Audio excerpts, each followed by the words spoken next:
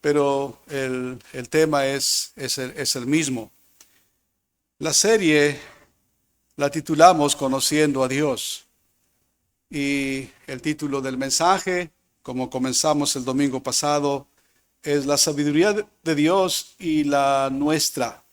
La sabiduría de Dios y la nuestra. Hoy, el mensaje de hoy lo he titulado tomando las palabras de Proverbios capítulo 11 y el versículo 2. De allí tenemos nuestro título. Con los humildes está la sabiduría. Hablábamos de que los teólogos reformados, cuando hablaban de los atributos de Dios, hacían una división entre ellos. Hablaban de los atributos incomunicables y los atributos comunicables.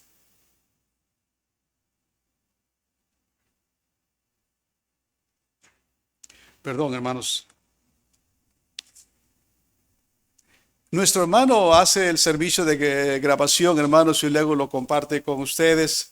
Solo que yo he tenido contacto con algunas personas que me dicen que no tienen acceso con regularidad a internet. Entonces, en la grabación que yo hago, yo comparto esa grabación y no necesitan internet para volver a escucharlo. Lo que hace nuestro hermano, excelente, pero según me dicen, tienen que tener internet para poder escuchar. Es por eso que yo hago también esa grabación. Decía yo que los teólogos reformados hacían una separación entre atributos comunicables y los atributos incomunicables. Por supuesto, los comunicables son aquella capacidad en que el hombre debe manifestar las cualidades divinas con las que fue creado a la imagen y semejanza de Dios. Mencionamos que esa imagen, esa semejanza fue rota, fue inutilizada con la caída. A partir de entonces, el hombre dejó de reflejar la deidad, la divinidad de Dios, y se requiere la redención, el crear de nuevo a la persona. Así que el Espíritu Santo viene, le encuentra en su condición, le levanta de esta y hace de él una nueva criatura. Y esas virtudes, atributos de Dios, esas virtudes, Dios está implantándolas y renovándolas vez a vez en los creyentes. La meta para todos ellos, para todos nosotros, es Cristo, que seamos semejantes a Cristo. Eso es lo que dice la Escritura, y leímos en 2 Corintios 3:18. Mencionamos que los creyentes estamos siendo transformados a la imagen de Cristo. Es en ese sentido que Dios, como artesano, está trabajando en tu vida, quitando todo aquello que no es semejante a Cristo. Y en mi persona hay mucho que no es semejante a Cristo. Así que Él tiene que irlo quitando, eliminando. Y la meta es que cuando esté en gloria, todo creyente sea como Cristo. Ahora, la tarea nuestra es despojarnos del viejo hombre, ¿recuerdan? Y revestirnos del nuevo hombre. Así que en esa tarea, hermanos, estamos en que el creyente debe manifestar la sabiduría de Dios. Y aprendimos que para adquirir sabiduría es necesario que aprendamos a reverenciar el nombre de Dios, a conocer un poco más de su majestad, de su gloria, que Él es un Dios temible, es un Dios que debe ser temido, en un temor reverente, no terror, un terror que le aleje, no, es un temor que le acerca cada vez más y disfruta cada vez más la comunión con Dios. También vimos que es necesaria la lectura, que debemos empaparnos con la palabra de Dios, pues los creyentes aprenden sabiduría a través de las Escrituras. Y hoy vamos a hacer una pregunta. ¿Qué significa poseer la sabiduría que Dios da? ¿Cómo nosotros sabemos que tenemos la sabiduría de Dios y que estamos siendo transformados a la imagen de Dios? Hay una idea equivocada acerca de la sabiduría con la inteligencia o con la adquisición de conocimientos. La sabiduría divina tiene como fin ayudarnos a saber qué hacer en situaciones concretas de la vida. Para vivir sabiamente, los creyentes tenemos que tener visión clara y ser realistas para ver la vida tal como es. La sabiduría divina nada tiene que ver con las ilusiones cómodas y el sentimentalismo falso que abunda en nuestra sociedad y lamentablemente también en muchos creyentes.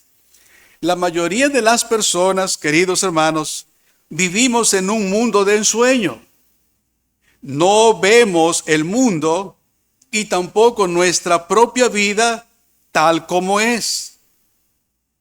Esa falta de realismo tan profundamente arraigada y fomentada por el pecado es una de las razones por las que haya tan poca sabiduría entre nosotros, inclusive entre los más firmes y ortodoxos.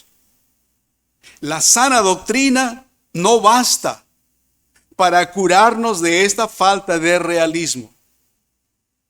Dios, para enseñarnos sabiduría, nos dejó un libro en su libro. Nos dejó un libro en las Escrituras. Este libro tiene como propósito hacernos realistas, sacarnos de nuestra comodidad, de el optimismo de que sabemos ya las cosas y que nada nos sorprende. Podemos estar seguros que lo que viene es bueno y será completamente favorable. Dicho libro es Eclesiastés. Eclesiastés, y recomiendo, hermanos, y les insto a buscar, ustedes tienen los mensajes porque nos los hicieron llegar, mensajes que ha predicado el hermano Juan Hernández acerca del libro de Eclesiastés. Eclesiastés, hermanos, significa simplemente el predicador. Y el libro en sí es un sermón con un texto base. 1:2 de Eclesiastés. Vanidad de vanidades, dijo el predicador. Vanidad de vanidades, todo es vanidad. Ese es el texto base, el pensamiento rector de todo el sermón, de todo el mensaje. Los primeros 10 capítulos son la exposición y en los últimos 2 capítulos la aplicación. Ahora, como el hermano nos ha enseñado y ustedes también que han leído, se han dado cuenta que buena parte de la exposición tiene carácter autobiográfico. El predicador se identifica a sí mismo como hijo de David, según el versículo 1, quien fuera rey en Jerusalén. Y luego en el versículo 12 dice que él mismo fue rey también. Usted puede leer si gusta. Vamos a Eclesiastés y veamos el capítulo 1, quiero decir. El versículo 1 y el versículo 12. Palabras del predicador, hijo de David, rey en Jerusalén. Yo, el predicador, fui rey sobre Israel en Jerusalén. El predicador habla como un experimentado maestro. Él quiere ofrecer a su discípulo y a nosotros los frutos de su propia experiencia y reflexión. Vean lo que dice los versículos 9 en adelante. Allá en el capítulo 11, no dije el capítulo 11, los versículos 9 hasta el 1 del 12. Alégrate, joven, en tu juventud, y tome placer tu corazón en los días de tu adolescencia, y anda en los caminos de tu corazón y en la vista de tus ojos. Pero sabe que sobre todas estas cosas te juzgará Dios. Quita pues de tu corazón el enojo y aparta de tu carne el mal, porque la adolescencia y la juventud son vanidad. Acuérdate de tu Creador en los días de tu juventud, antes que vengan los días malos, y lleguen los años en los cuales digas, no tengo en ellos contentamiento. El predicador, como dije, habla con una experiencia tal como un maestro que ofrece a su discípulo y a nosotros los frutos de su experiencia, de su reflexión, de su observación, de todo lo que sucede. El predicador quiere conducir a su alumno y a nosotros hacia la verdadera sabiduría, para que su alumno pudiera vivir la realidad. Aparentemente, el joven, como muchos otros después de él, querían equiparar la sabiduría con adquisición de conocimientos. Si él o ellos adquieren conocimientos, entonces se consideran ya sabios y consideran que ya tienen los conocimientos suficientes. Queridos hermanos, suponer que la sabiduría se adquiere solamente a través de una actividad libresca, a través de una diligente actividad, entrando a los libros, sería una equivocación. Él mismo lo menciona casi al final de su mensaje, capítulo 12 y el verso 12. Ahora, hijo mío, a más de esto, sea amonestado. No hay fin de hacer muchos libros, y el mucho estudio es fatiga de la carne. Como ahora, en aquel entonces, había quienes consideraban que la sabiduría se podría adquirir a través de ir solamente a los libros y de ser posible escribir todo lo que uno pudiera escribir. No se menosprecia eso, por supuesto, tiene una utilidad, pero no provee la sabiduría que debe distinguir la conducta de un creyente. Lo que el predicador quiere mostrar es que la verdadera base de la sabiduría está en un franco reconocimiento de que el curso de este mundo es enigmático. Que Dios con frecuencia se mueve de maneras misteriosas. Que no debe haber la presunción de parte de nosotros, como si nosotros pudiésemos por arriba del hombro ver lo que Dios está haciendo y que estamos bien informados para poder concluir lo que viene. El predicador quiere que su alumno y nosotros reconozcamos que el curso de este mundo es enigmático, es misterioso, que buena parte de lo que ocurre resulta externamente inexplicable al hombre, y que la mayor parte de las cosas que ocurren debajo del cielo no ofrecen evidencia externa de que hay un Dios racional y moral detrás de todas ellas. Somos dados al optimismo con mucha frecuencia. No quiero tampoco que nos movamos tan fuerte que nos vayamos al pesimismo. Tampoco. El predicador quiere que su discípulo sea realista, que observe las cosas que están sucediendo y que reconozca que el mundo gira de una manera misteriosa, inexplicable, enigmático. Dice el predicador, observa, mira con detenimiento la clase de mundo en que vivimos. Quitémonos los lentes de color rosa y echemos un vistazo fijo y detenido. ¿Qué es lo que vemos? No olvidemos que los primeros capítulos sobre su texto base, él ha estado explicando, ha estado exponiendo el tema. Y lo que podemos ver es que en el trasfondo de la vida hay una sucesión de ciclos en la naturaleza que parecen no tener sentido, que realmente no tienen una explicación.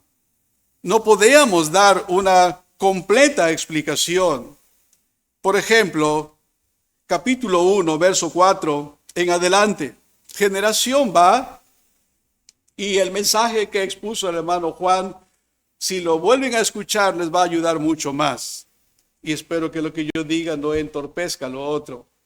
Mi punto es señalar que el predicador quiere que los creyentes, todas las personas, deberíamos ser realistas y darnos cuenta que hay un Dios que soberanamente dirige este mundo para gloria suya y para bien de nosotros. Y que hay muchas cosas, hermanos, que no las entendemos y no las entenderemos. Pero vivimos por fe, no por vista, reconociendo que nuestro Dios es un Dios infinito, incomprensible, a menos que podamos ir disfrutando paso a paso aquellas cosas que el Señor nos permite ir conociendo. Verso 4 en adelante dice, generación va y generación viene, mas la tierra siempre permanece. Sale el sol y se pone el sol, y se apresura a volver al lugar de donde se levanta. El viento tira hacia el sur y rodea al norte, va girando de continuo, y a sus giros vuelve el viento de nuevo. Los ríos todos van al mar, y el mar no se llena. Al lugar de donde los ríos vinieron, allí vuelven para correr de nuevo. Vemos que en el trasfondo de la vida, la naturaleza, sus ciclos se suceden de una manera que parece no tener sentido. ¿Cómo podemos explicar lo inexplicable? Por ejemplo, vemos que el régimen está determinado por tiempos y circunstancias sobre las que nosotros no tenemos realmente ningún control. No podemos gobernarlas. Dice el capítulo 3, los versículos 1, 2, 3, voy a leer algunos de ellos. Todo tiene su tiempo, y todo lo que se quiere debajo del cielo tiene su hora.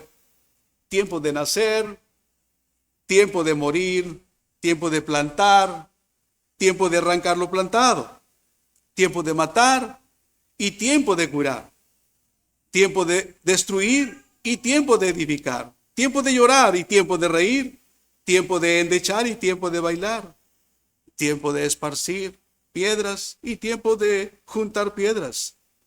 Y es así como los ciclos se se suceden. Es así como los tiempos y las circunstancias pasan. Y nosotros no podemos impedir que se sucedan. No podemos, no está a nuestro alcance. Vea cómo lo presenta ahora en el capítulo 9, los versículos 11 y 12. Me volví y vi debajo del sol que ni es de los ligeros la carrera, ni la guerra de los fuertes, ni aun de los sabios el pan, ni de los prudentes las riquezas, ni de los elocuentes el favor, sino que tiempo y ocasión acontecen a todos.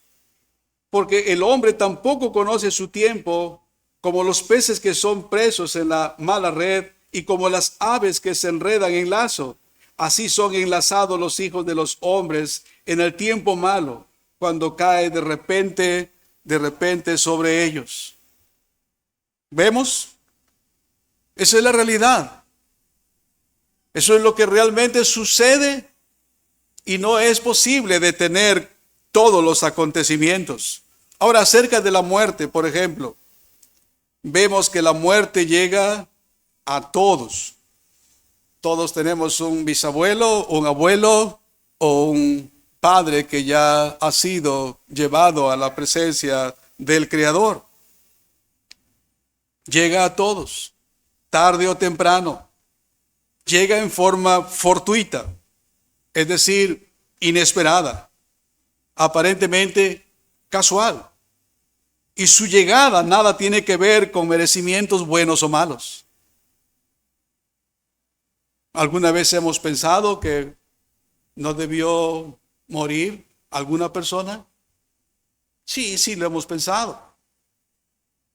Espero que no hayamos pensado que bueno que se muera tal o cual persona. Pero con frecuencia hemos sentido dolor por la partida de seres queridos, de hermanos en la fe o familiares muy cercanos. Nos hubiera gustado que quedaran más tiempo con nosotros, pero no fue así. Mueren buenos y malos. Su muerte no tiene nada que ver con que si eran buenos o malos.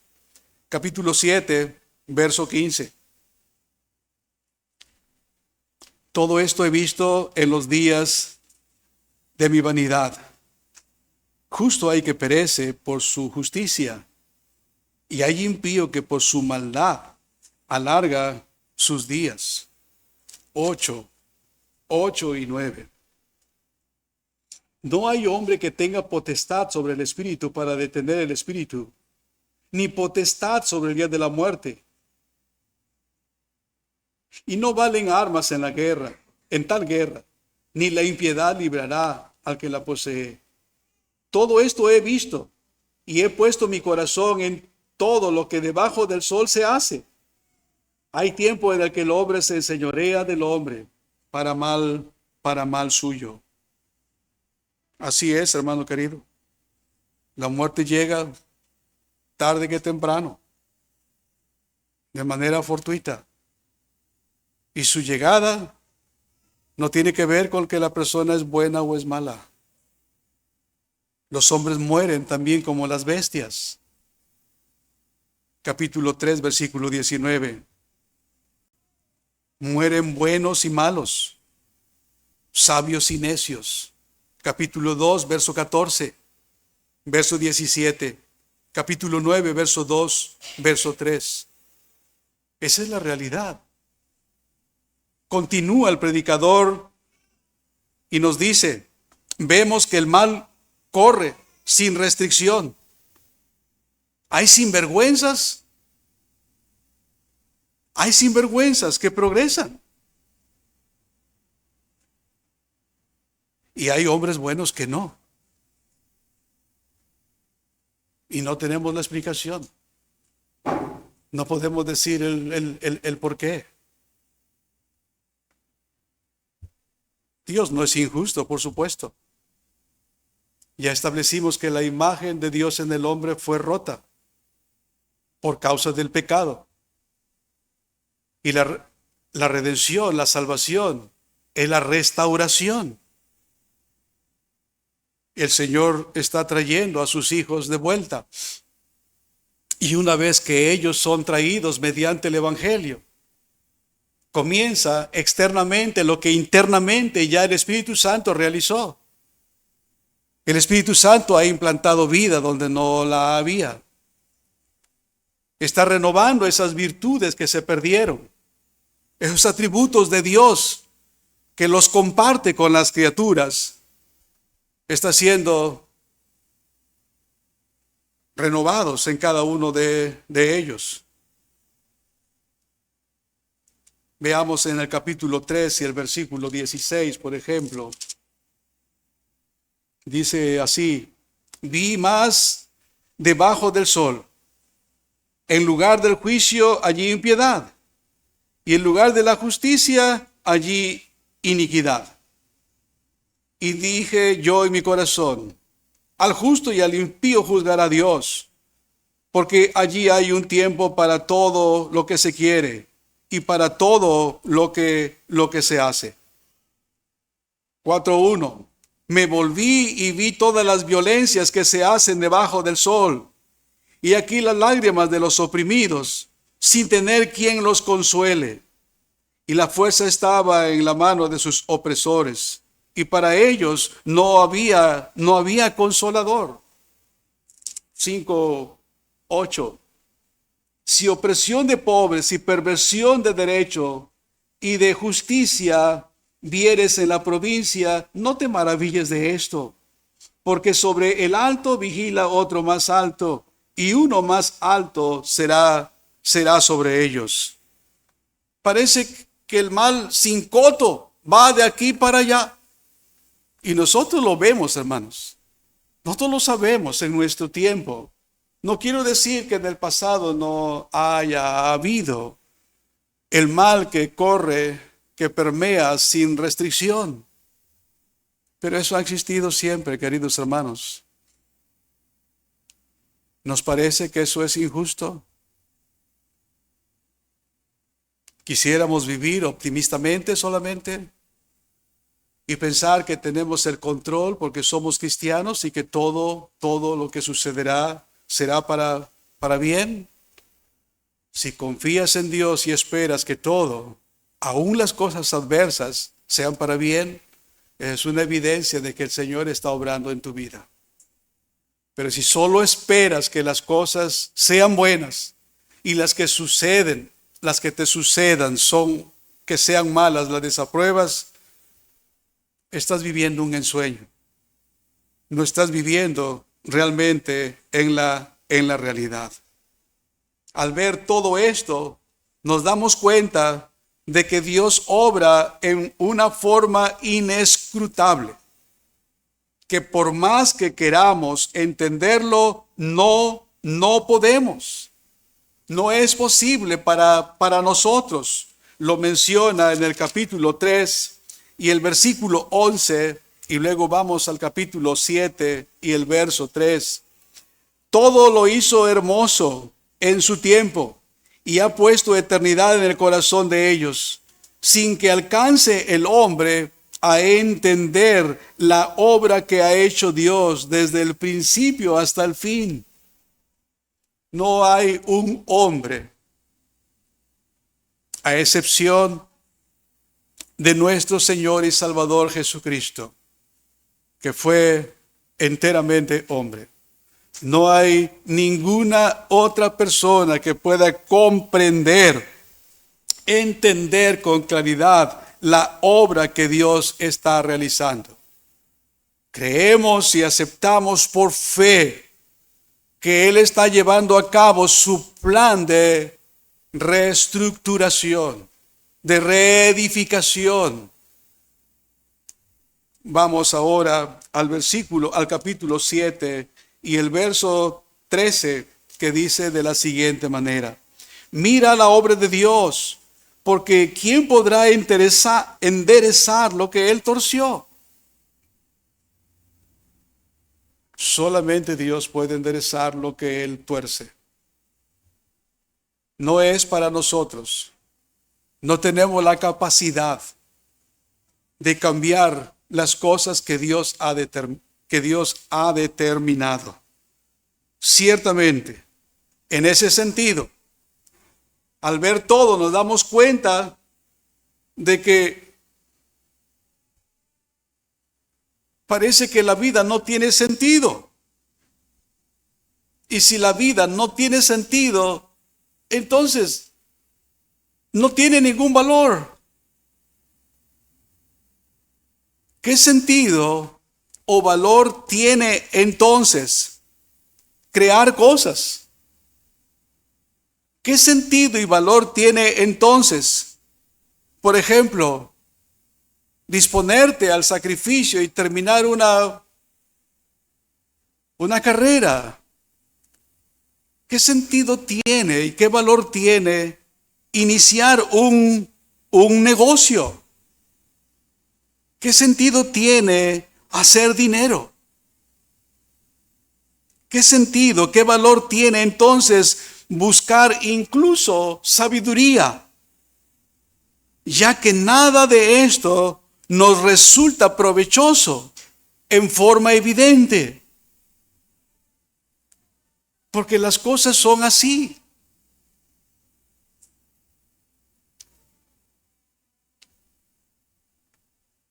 Mira el capítulo 2 y el verso 15. Y luego pasas al 22. Entonces dije yo en mi corazón, ¿cómo sucederá al necio? Me sucederá también a mí. ¿Para qué pues he trabajado hasta ahora para hacerme sabio? Y dije en mi corazón que también esto era vanidad. Ahora pasemos al versículo 22. Porque, ¿qué tiene el hombre de todo su trabajo y de la fatiga de su corazón con que se afana debajo del sol? ¿Qué valor tiene, hermanos? Parece que no tiene ningún valor, ningún sentido. Vean el 5, capítulo 5, el verso 11. Cuando aumentan los bienes, también aumentan los que los consumen. ¿Qué bien, pues, tendrá su dueño sino verlos con sus ojos? No hay, parece, ningún provecho, hermanos. Parece. Lo único que lograremos es que nos envidien. ¿Has luchado alguna ocasión con envidia por ver el bien o la prosperidad de otro? ¿Has sentido el gusano de la codicia carcomiéndote?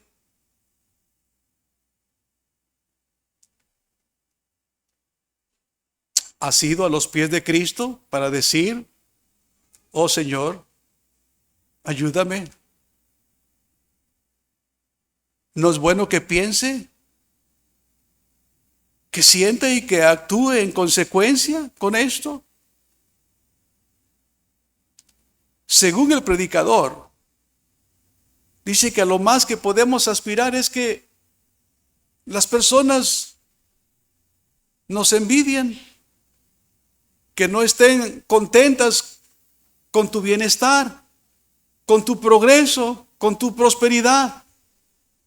Si alcanzaste algún grado educativo, si plantaste y regaste y estás cosechando fruto, si iniciaste algún proyecto y ahora ya tienes ganancia de ello.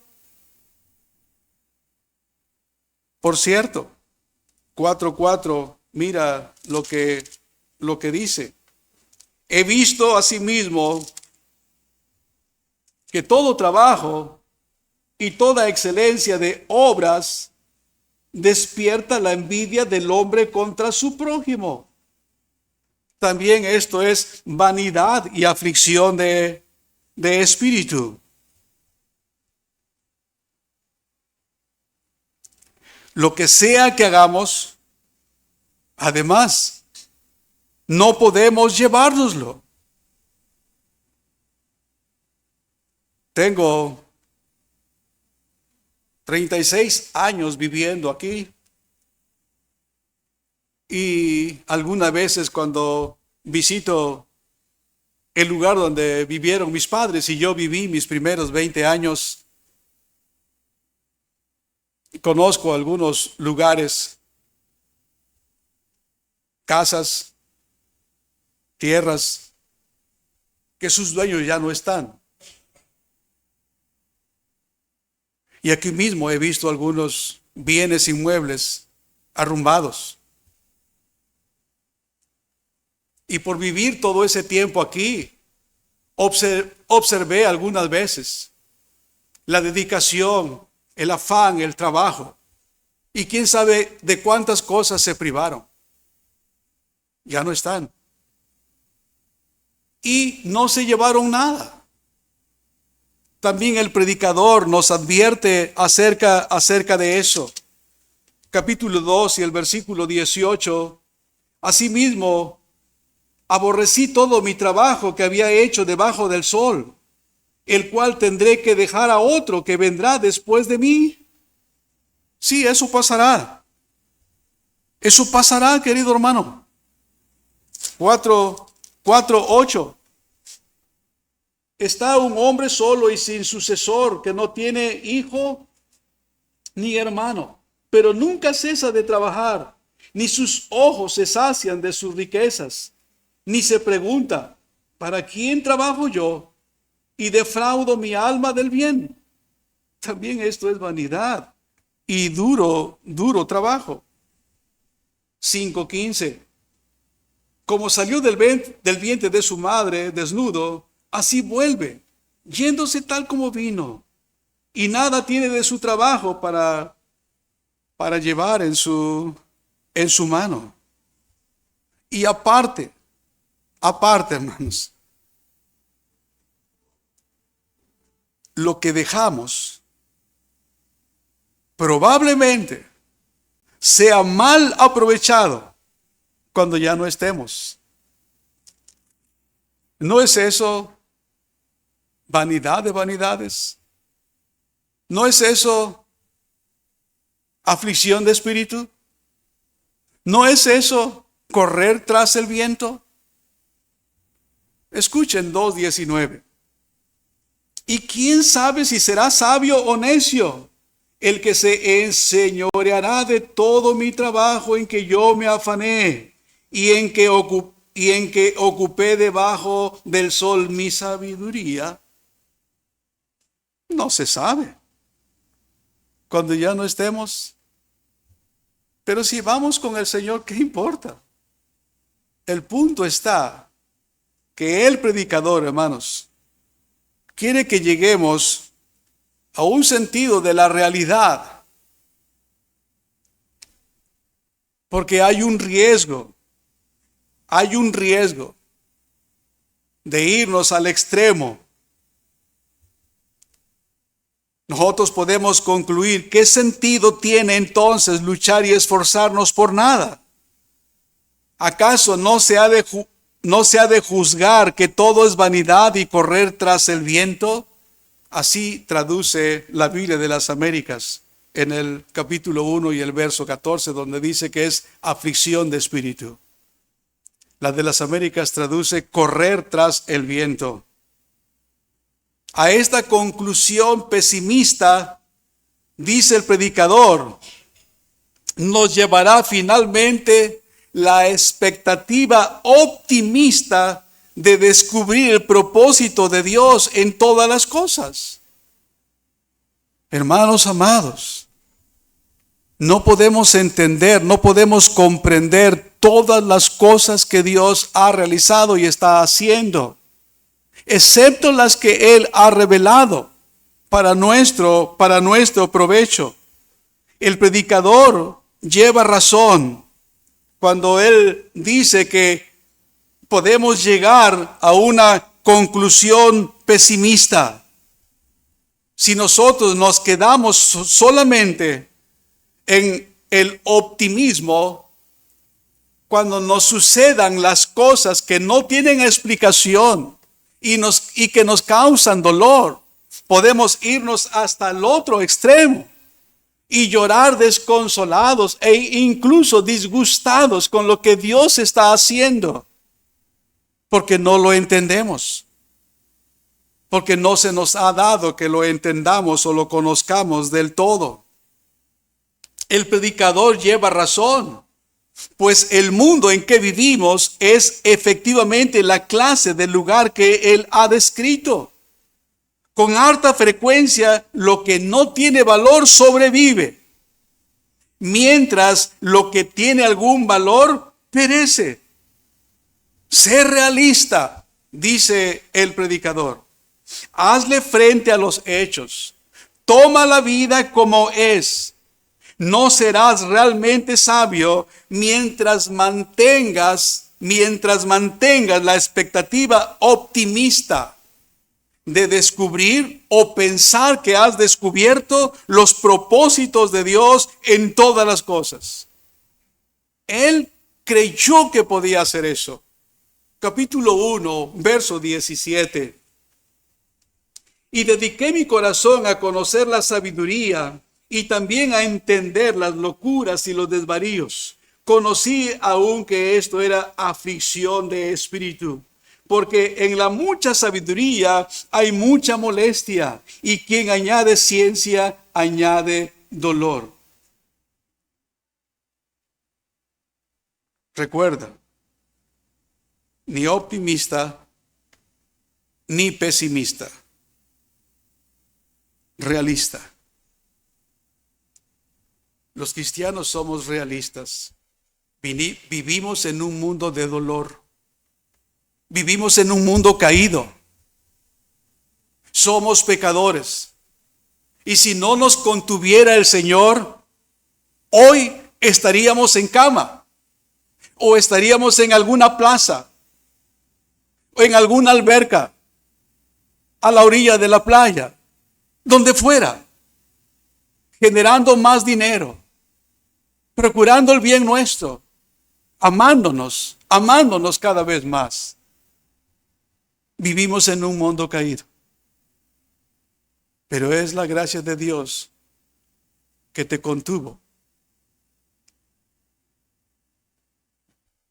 que te dio el querer como el hacer. Y ahora, aunque someramente, pero mayormente por fe, confiamos y descansamos en un Dios soberano que está dirigiendo todas las cosas. A muchos y a mí más nos es oportuna esta admonición, porque nos dejamos atrapar por la falsa noción de lo que es la sabiduría. Afirmamos que Dios nos ha permitido comprender sus caminos para nosotros y para nuestro círculo más cercano. Y damos por descontado que hemos de poder ver de inmediato la razón de todo lo que nos ocurra en el futuro. Y cuando nos ocurre, cuando suceden aquellas cosas que no habíamos mentalizado y que no incluso habíamos agradecido anticipadamente, es entonces cuando con frecuencia Dios no es honrado entre nosotros, en nuestras personas o en nuestras familias, y corremos el riesgo de conducirnos como cualquiera otro que no tiene la gracia operando sobre ellos. Por eso Dios, para enseñarnos sabiduría, dejó este libro realista y nos dice, por causa del pecado, esta es la realidad que impera en este mundo. Y de este mundo es que el Señor está trayendo ahora uno, ahora otro, mujer u hombre, de aquí y de allá, para que aprenda a caminar con su Señor, con su Hacedor. Debemos considerar el mensaje de Eclesiastés y evitaremos el desencanto y la frustración. Aprenderemos a vivir con sabiduría en una humilde dependencia de Dios, del único y sabio Dios. Porque la verdad es que Dios, amados creyentes, en su sabiduría, a fin de que seamos humildes y aprendamos a andar por fe, ha escondido de nosotros casi todo lo que nos agradaría saber de los propósitos providenciales que está llevando a cabo en las iglesias y en nuestra propia vida. El predicador lo menciona en los capítulos de la aplicación, especialmente el capítulo 11 y el versículo 5, donde dijo: como tú no sabes cuál es el camino del viento y cómo crecen los huesos en el vientre de la mujer encinta, así ignoras la obra de Dios, el cual hace todas las cosas. Y el texto no lo dice, pero en otro versículo sí, y en otros versículos más sí, y hace que todas las cosas obren para bien. Ahora lo entendamos, ahora no lo entendamos.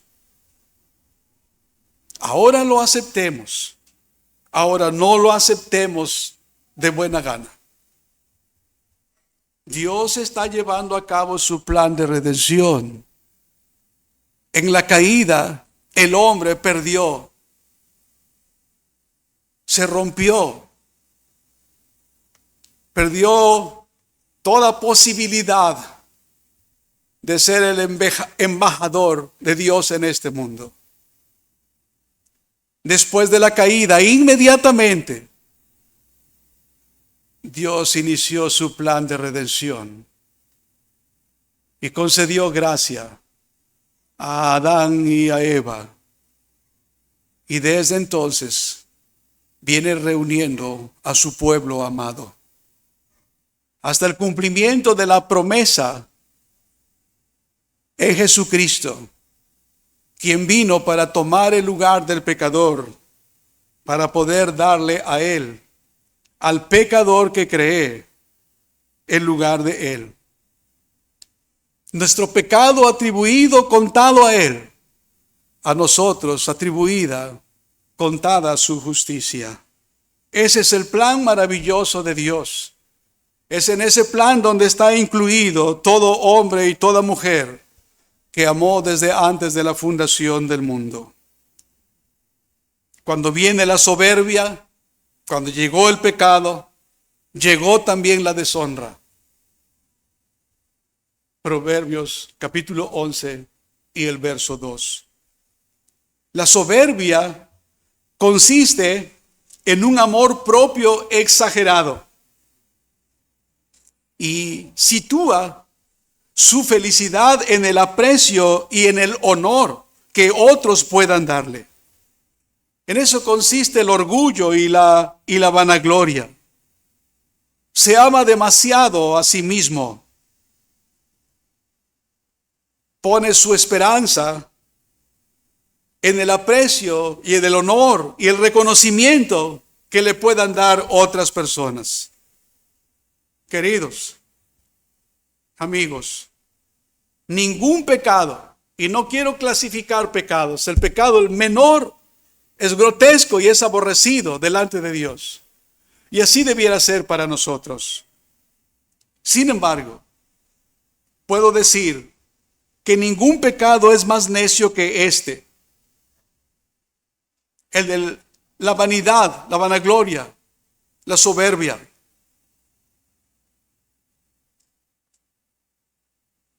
Este pecado es horrible delante de Dios.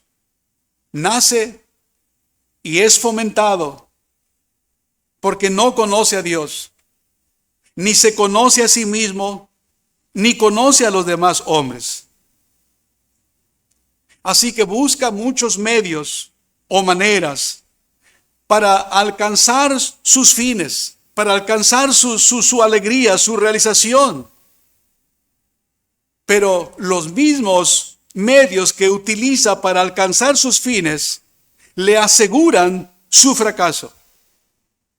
Muchas personas tratando de alcanzar su alegría, su felicidad, hacen cosas contrarias a la voluntad de Dios, amándose a sí mismos, yendo en pos del pecado. Lo que cosechan es deshonra. Hay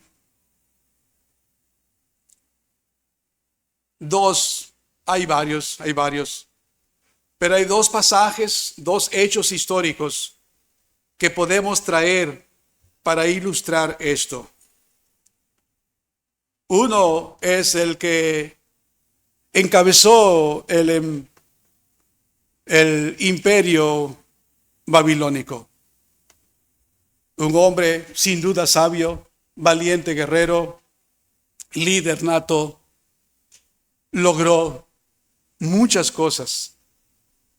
Pero en su soberbia, en su orgullo y en su vanidad, creyéndose superior a todos, Dios le hizo pastar como a una bestia, hasta que él reconoció la majestad y la gloria, la sabiduría, el poder y el imperio de Dios.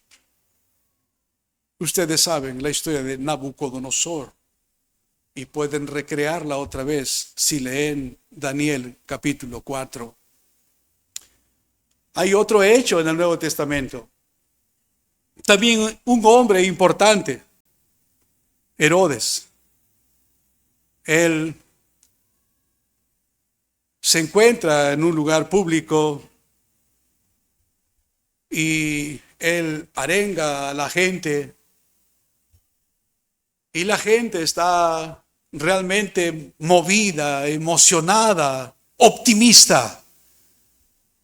Y a la arenga de Herodes, ellos respondían: voz de Dios y no de hombre.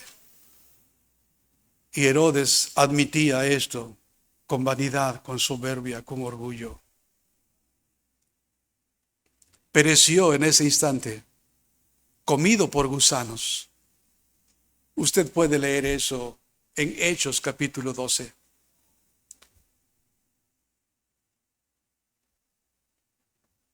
Al buscar gloria, encuentra deshonra. Dice Salomón: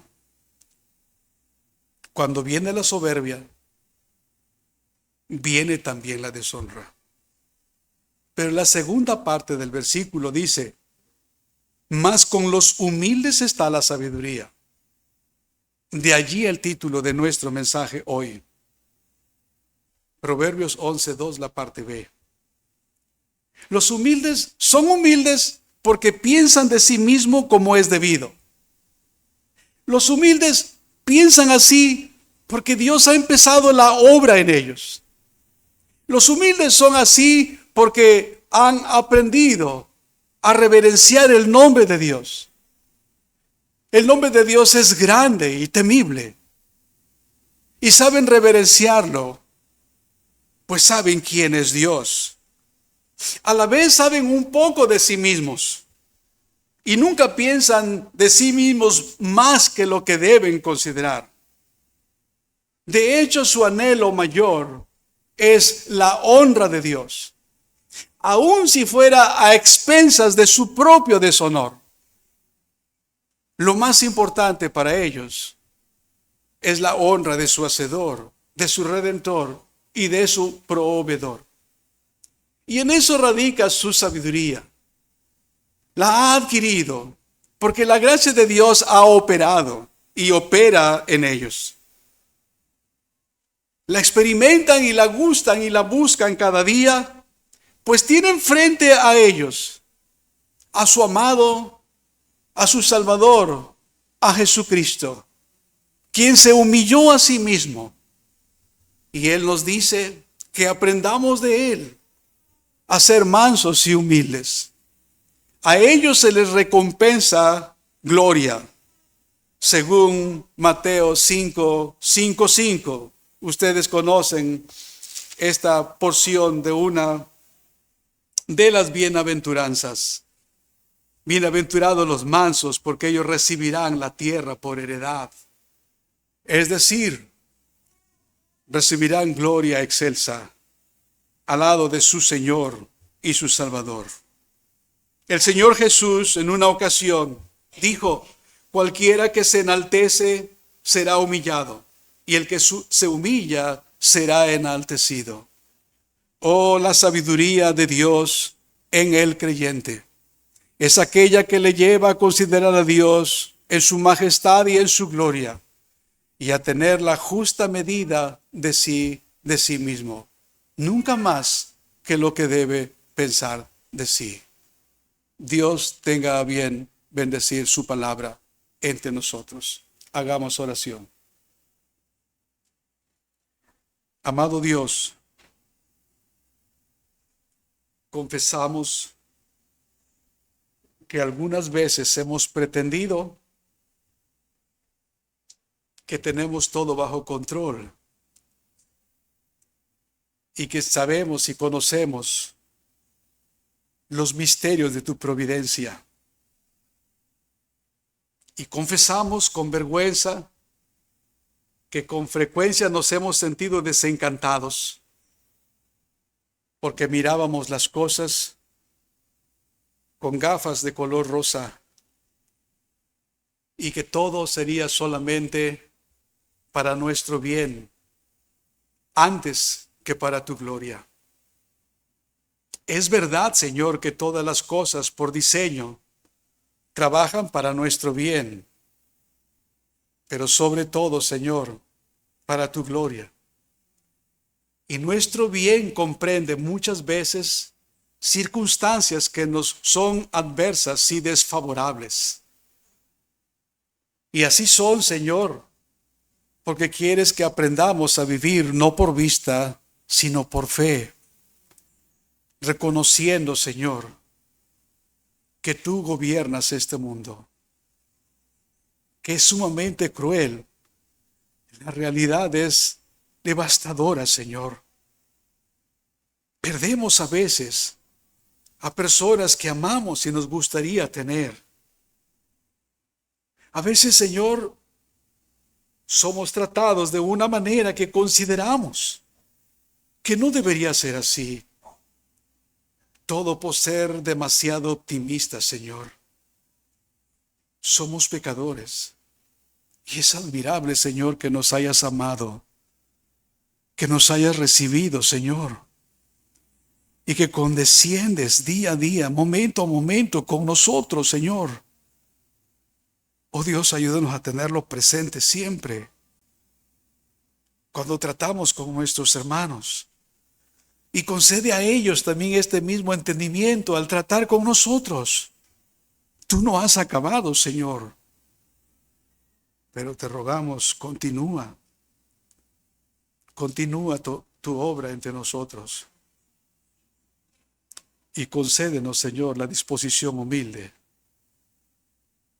porque tu sabiduría está con ellos y a la vez ellos contigo. Gracias, Señor. En el nombre de Jesús, gracias. Amén.